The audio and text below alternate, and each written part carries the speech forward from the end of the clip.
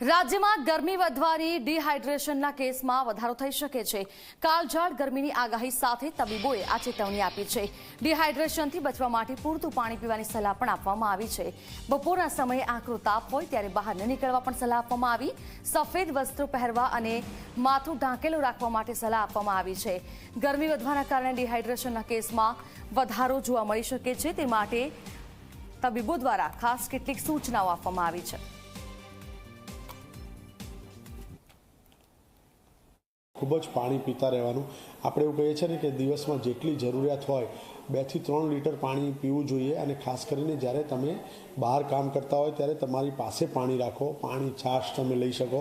ઘણા બધી સંસ્થાઓ, સેવાભાવી સંસ્થાઓ પણ પાણીની પરબ અને એની વ્યવસ્થા કરતા હોય છે। ખાસ કરીને પાણી પીવાની ઈચ્છા થાય ત્યારે બને ત્યાં સુધી જલ્દી પી લેવું, જેથી કરીને તમે ધીરે ધીરે ડિહાઇડ્રેશન તરફ ન જઈ શકો। એ જ રીતે જ્યારે નબળાઈ લાગે, કોઈ પણ જાતના ચક્કર આવે, તો સૌથી પહેલાં તો એ જ વસ્તુ હોય છે કે આપણે ક્યાં કામ કરી રહ્યા છે, કેવી પરિસ્થિતિમાં। જેમ કે કન્સ્ટ્રક્શનની સાઇટ પર કામ કરતા મજૂરો હોય કે તડકામાં જે લોકો કામ કરી રહ્યા છે, એ લોકોએ વધારે પાણી પીવું પડશે।